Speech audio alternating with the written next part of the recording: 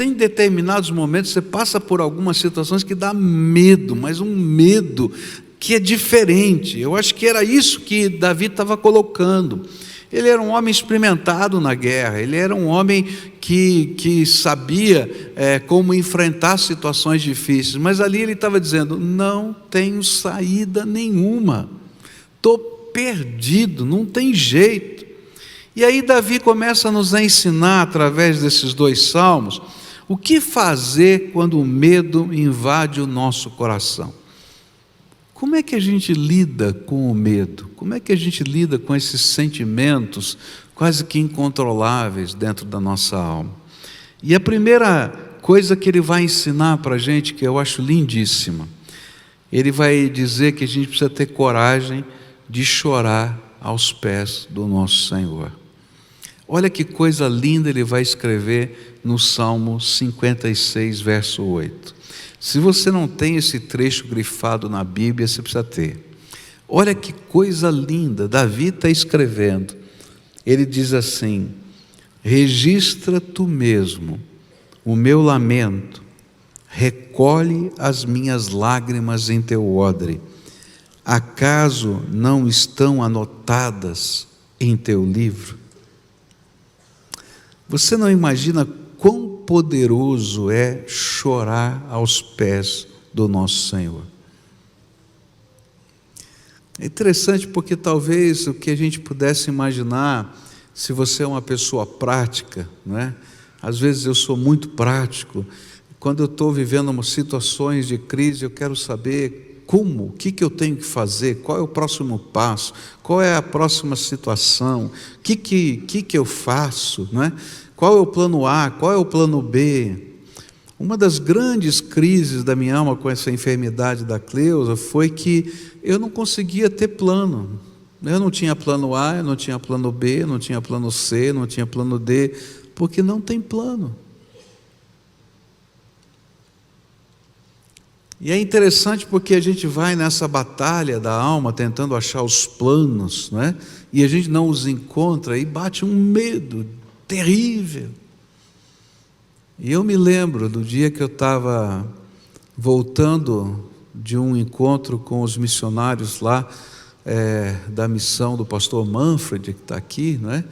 E naquele dia que eu estava saindo de lá, eu fui para o Parque Barigui, porque eu estava muito mal. E a única coisa que eu consegui fazer foi o que Davi fez. Eu comecei a chorar, mas chorar de uma maneira incontrolável. Eu não sei se você já chorou de uma maneira incontrolável. Chorava e não conseguia parar de chorar. Mas você não pode imaginar quão poderoso é chorar aos pés do nosso Senhor. Porque naquela manhã, enquanto eu estava chorando, assim desesperado, sem saber o que fazer, tocou meu telefone. Era a minha médica que estava me ligando, porque Deus estava falando ao coração dela que eu precisava de ajuda naquela hora. Interessante é que eu não fiz nenhuma oração naquele momento, naquele instante eu só conseguia chorar, mas Deus recolheu no seu odre as minhas lágrimas e escreveu no livro das suas memórias a razão delas. Davi está escrevendo isso, foi ele que falou isso, porque ele chorou na presença do Senhor. O Senhor mostrou para Davi e colocou isso na forma de uma revelação e em figura poética de linguagem, nos ensinando que Deus não somente está vendo as nossas lágrimas, mas cuidadosamente colecionando no seu odre cada uma delas e marcando no livro eterno das suas memórias o que vai no nosso coração. Por que Deus coleciona as lágrimas dos seus servos? Porque elas são preciosas. Porque quando nós choramos dessa maneira na presença do Senhor, o que na verdade nós estamos fazendo é derramando a nossa alma diante dEle. Aí não tem argumento, não tem plano, não tem desculpa, só tem alma que se derrama. E a Bíblia diz que ao coração quebrantado e contrito, Deus não despreza. Olha, o orgulhoso, Deus resiste. O argumentador, Deus discute, como foi com Jó. E aí ele diz: quem é você, rapaz? Onde você estava? Onde você estava? Quando eu criei isso, criei aquilo, não é? Você sabe quanto mede aí, quantos litros tem aí no mar? Eu coloco o mar na palma da minha mão. Mas com quem chora na presença dele, ele acolhe. E não somente isso, mas ele não somente acolhe, mas ele registra o significado de cada lágrima. E é por isso que a Bíblia nos afirma que Deus não despreza quem está vivendo esse momento. É interessante que Davi, depois de tudo ter passado, ele faz questão de colocar esta verdade no rol do que ele gostaria de ensinar às pessoas. No Salmo 34, depois que ele conta essa história e louva a Deus, ele diz: agora eu queria ensinar algumas coisas para vocês. E aí no rol dessas coisas que ele queria ensinar, vai aparecer o verso 18 do Salmo 34. Olha que coisa tremenda. Ele diz assim: perto está o Senhor dos que têm o coração quebrantado. Ele salva os de espírito oprimido. Ele está dizendo: olha, eu não tinha argumento, eu não tinha estratégia, eu não tinha nada, eu só tinha lágrimas. Mas Deus se importa com as lágrimas e com o coração quebrantado. E aí, quando eu estava meditando nesse texto, Deus me fez lembrar de 3 cenas da Bíblia que eu queria deixar com você sobre lágrimas. Gente que chora na presença de Deus. A primeira cena é de um homem doente. E aí eu vou me lembrar do rei Ezequias. O rei Ezequias recebe a visita de Isaías. Isaías diz assim: você está doente, prepara aí, não é, a tua casa, porque a doença é mortal. E aí então a Bíblia diz que a conversa não termina bem, que Ezequias olha para a parede, não quer nem mais olhar para o profeta. E aí o profeta vai embora. E quando ele está olhando para a parede, adivinha o que ele vai fazer? Vai chorar. E enquanto ele está chorando, e Isaías está descendo as escadarias do palácio, o Espírito de Deus fala ao coração de Isaías: volta lá e diz para o rei: vi as tuas lágrimas e acrescento a você mais 15 anos de vida. Gente, que coisa linda! Deus vê as nossas lágrimas. Segunda cena que me veio à memória foi Maria, irmã de Lázaro, chorando a morte do seu irmão. Eu acho tremendo porque Marta chegou lá e discutiu teologia com Jesus. Né? Se tu creres, tu verás a glória de Deus. Né? Eu creio na ressurreição do último dia. Eu creio, tá? Mas Senhor, o Senhor chegou atrasado. Mas quando Maria chegou lá, se jogou aos pés de Jesus e abraçou os pés de Jesus e não falou nada, só chorou. A Bíblia diz assim: e Jesus chorou. E aí a próxima palavra é: onde está o meu amigo Lázaro? Mostra para mim o túmulo dele. Não teve mais conversa. A terceira cena que me veio à memória está lá em Lucas 7, versículos 37 e 38, onde diz assim: e eis que uma mulher pecadora que havia na cidade, quando soube que ele estava à mesa em casa do fariseu, trouxe um vaso de alabastro com bálsamo, e estando por detrás aos seus pés, chorando, começou a regar-lhe os pés com lágrimas e os enxugava com os cabelos da sua cabeça e beijava-lhe os pés e ungia-os com o bálsamo. E aqui eu vou lembrar daquela mulher chorando por duas emoções distintas: arrependimento e gratidão. Arrependimento pelo estilo de vida e gratidão pela transformação poderosa que o Senhor estava fazendo na vida dela. E é tão tremendo porque as pessoas dizem: se você soubesse quem é essa mulher que está chorando aí aos seus pés, ela é bem conhecida aqui na cidade, é uma prostituta, você não deixaria ela tocar você é um homem sério, mas aqui não está parecendo tão sério.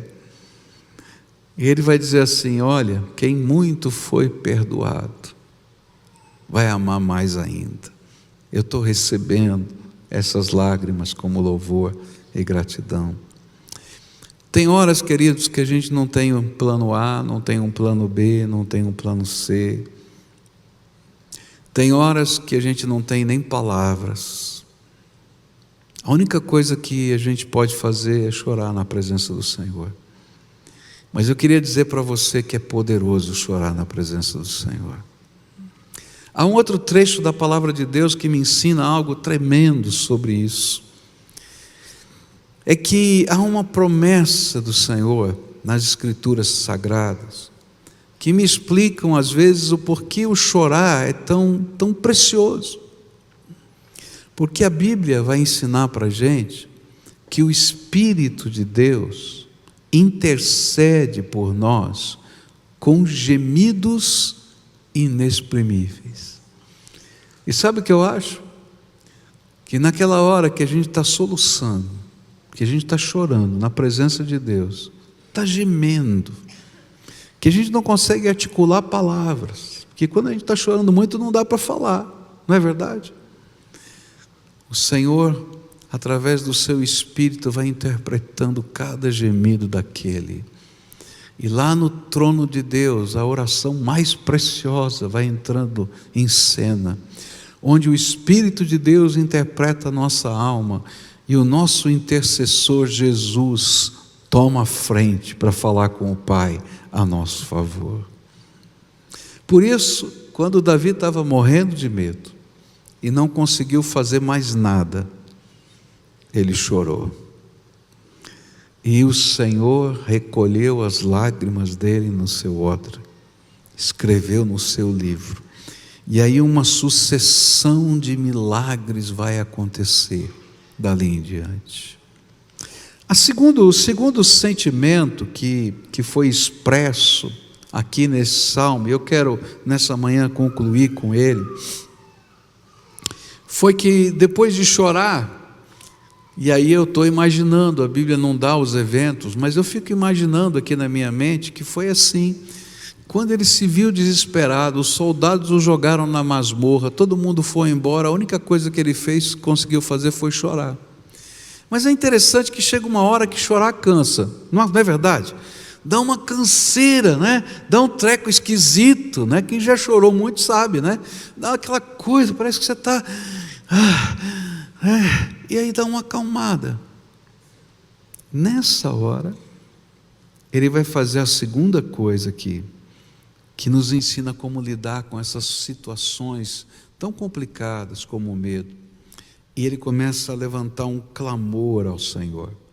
E o Salmo 56, para mim, foi escrito nessa hora, onde ele vai escrever no verso 1: tem misericórdia de mim, ó Deus, porque os homens querem me destruir, todo dia eles me oprimem e lutam contra mim. E no Salmo 34, quando ele já está adorando a Deus pela vitória, ele se lembra disso. Ele vai dizer no verso 4 e no verso 6: busquei o Senhor e Ele me acolheu, livrou-me de todos os meus temores. Clamou este aflito e o Senhor o ouviu e o livrou de todas as suas angústias. Eu me lembro que quando os nossos filhos eram pequenos, às vezes eles tinham medos noturnos, é muito comum, uma criança ter medo noturno, né? E eu me lembro que os dois tiveram medos noturnos. E sabe o que é que os nossos filhos faziam quando eles tinham medo noturno? Acho que o mesmo que os seus filhos faziam. Eles corriam para o nosso quarto. Não é verdade isso? Eles iam para lá. E quando eles chegavam lá com medo, né, às vezes chorando ou só dizendo eu estou com medo, o que é que nós pais fazemos com os nossos filhos que têm os medos noturnos? A gente os acolhe. Vem cá, deita aqui comigo, levanta aí, né, a coberta, deita aqui do meu lado. Ou, às vezes, a gente diz assim, não, eu vou lá no teu quarto e vou deitar com você na tua cama. Mas, na verdade, a gente os envolve nos nossos braços. E aqui é uma grande lição que Davi está nos ensinando. Diante dos perigos, dos medos, das angústias que enchem o nosso coração, o que nós mais precisamos é estar nos braços do Pai, porque é de Deus que vem a nossa segurança. E aí então Davi chorou e depois ele clamou. E quando ele clamou, sabe o que aconteceu? Não está escrito aqui, mas eu tenho certeza que foi isso que aconteceu. O céu se abriu e o Deus Todo-Poderoso abraçou Davi. E se a gente vai lendo o Salmo 56 e o Salmo 34, a gente vai ver que ele vai dizer, olha, agora eu vou aprender a ter fé, eu vou aprender a ter confiança. Por quê? Porque ele foi acolhido nos braços do Pai Eterno. E coisas tremendas da graça acontecem. Eu me lembro da Kelly, né? A Kelly, ela não gostava de dormir com ninguém. O Michel não, o Michel ele vinha e se esgueirava, dizia, você tem que dormir na sua cama. Daí ele ia para a cama dele e vinha, se esgueirava e se enfiava no meio dos pés da gente, né? Quase imperceptível. Mas a Kelly não, ela ia lá, cutucava a gente, estou com medo, aí a gente ia para a cama dela, ficava um pouquinho com ela, daí ela dizia assim, papai, já passou, vai para a tua cama, vai. Né? E mandava a gente embora. Cada um era diferente, né? Cada um de nós somos diferentes. Mas é interessante que esse acolhimento, ele tem efeitos sobre a nossa vida. É graça de Deus que vem sobre nós. E sabe o que aconteceu? No meio das lágrimas e no meio do clamor, Deus dá a Davi uma estratégia de enfrentar o problema que ele estava vivendo. E queridos, essa estratégia não veio da mente de um guerreiro, nem de um general, veio do coração do pai que estava ouvindo aquelas lágrimas, recolhendo no odre e escrevendo no livro. Naquele pai que ouviu o clamor e acolheu o seu filho.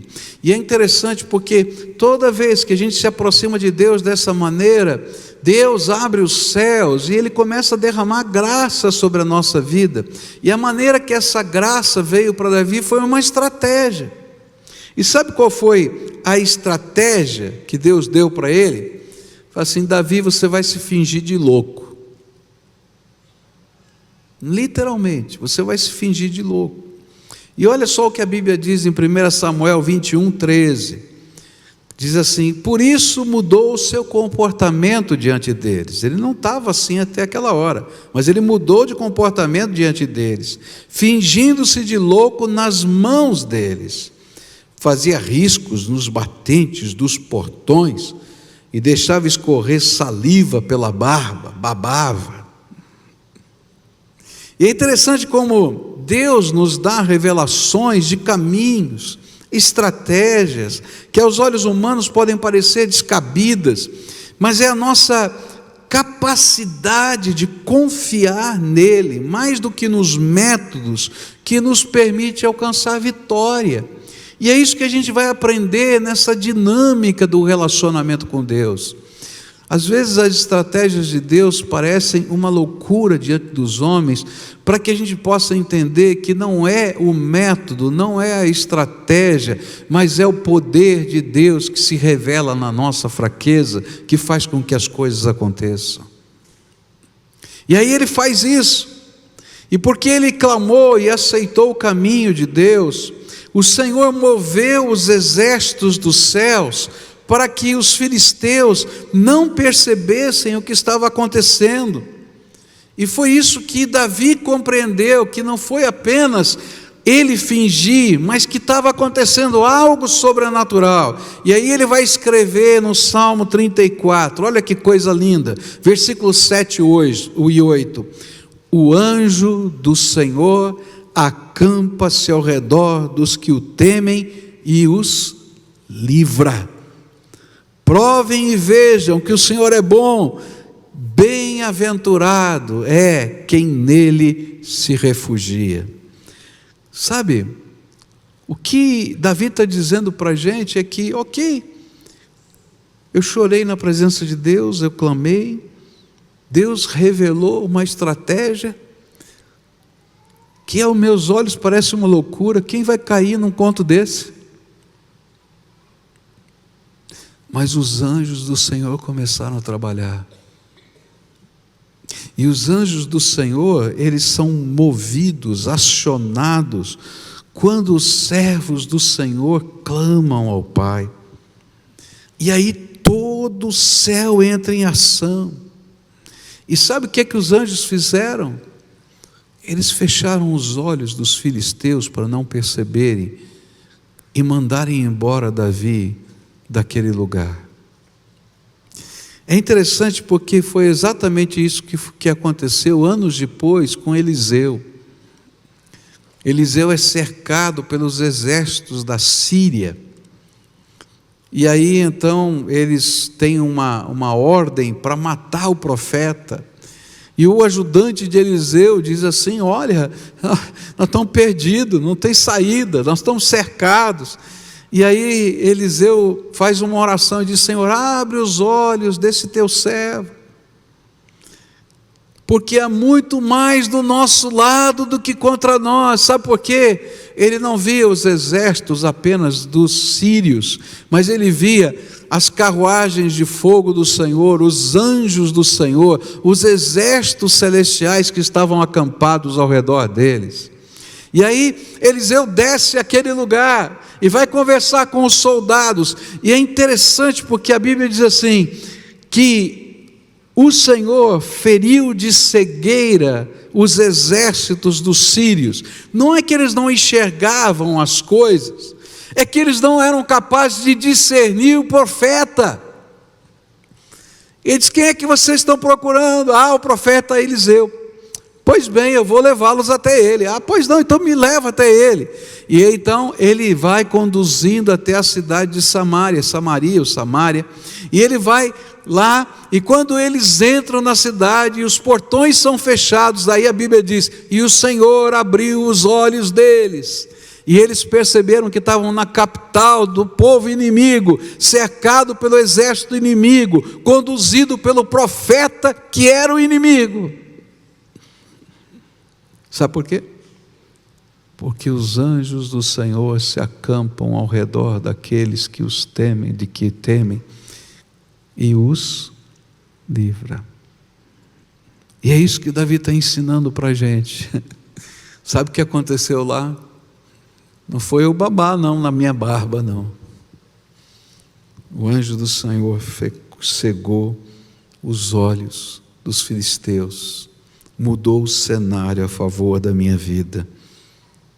E Ele vai fazer, e Deus vai fazer o mesmo, enviar os seus anjos a seu favor, quando você clamar ao Deus bom que se importa com você. Nessa manhã eu queria concluir essa meditação pensando quantos são os eventos da nossa vida que ora vêm, ora vão, em que a gente se sente tão impotente, tão pequenininho e tão incapaz. Eu tenho tantos na minha vida, alguns que já passaram e alguns que eu estou vivendo hoje. Mas há algumas coisas que são preciosas. Não tenha medo de chorar as suas lágrimas na presença de Deus.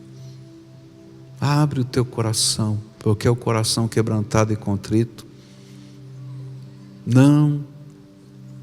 Deus não vai resistir, não vai mandar embora. Às vezes a gente não sabe orar.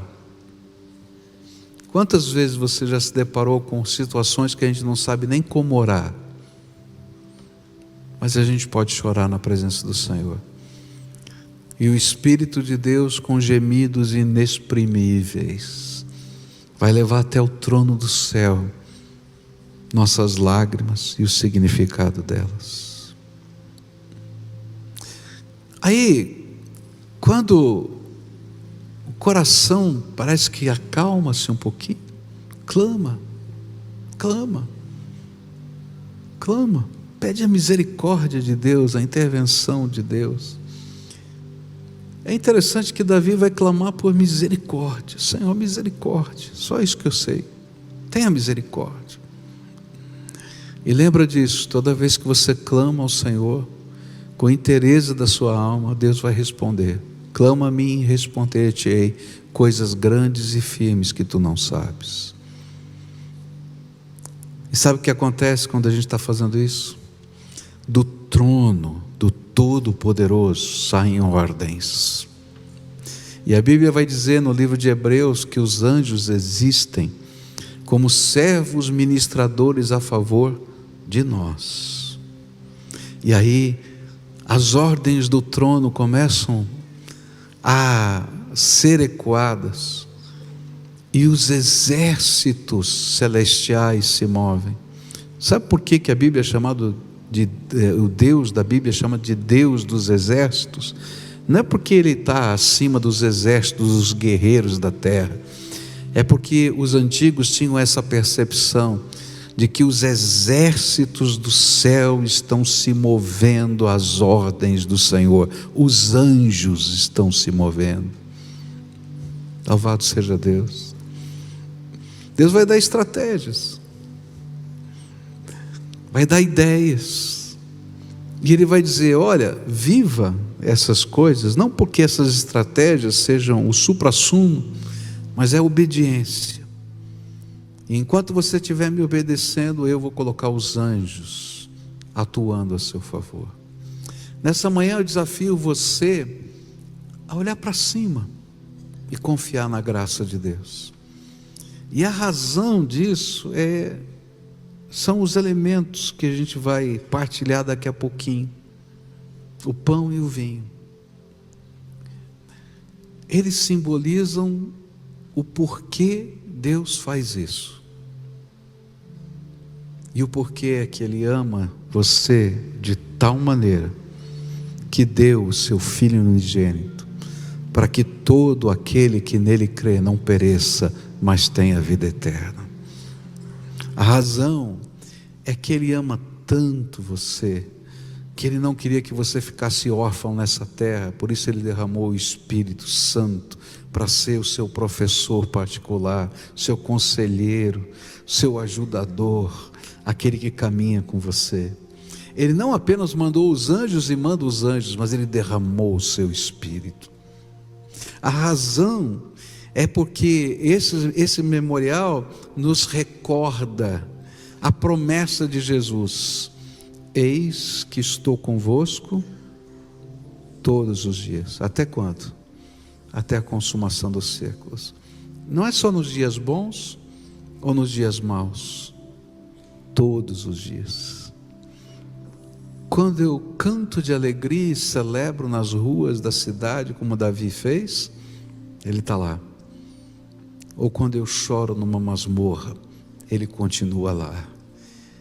E o Deus que me faz cantar é o Deus que recolhe as minhas lágrimas, para que eu possa cantar outra vez. Então nessa manhã eu queria desafiar você a colocar sua fé e a sua esperança no Senhor. Próximo passo de Davi e eu vou começar a olhar aí para isso hoje à noite, foi que por causa disso, ele renova a sua fé e começa a dizer as razões da sua fé. E quando a gente vai vivendo essas experiências com Deus, a gente renova a fé. Que hoje seja dia de renovação da sua fé, da sua esperança, da sua certeza na dependência de Deus. Por isso eu queria convidar os diáconos a nos ajudarem agora a distribuir o pão e o vinho. E queria convidar as pessoas que estão aqui, que creem no Senhor Jesus como único e suficiente Salvador, que um dia foram batizados, conforme a palavra de Deus nos ensina, através da sua pública profissão de fé, que estão em comunhão com o Senhor e com a sua igreja.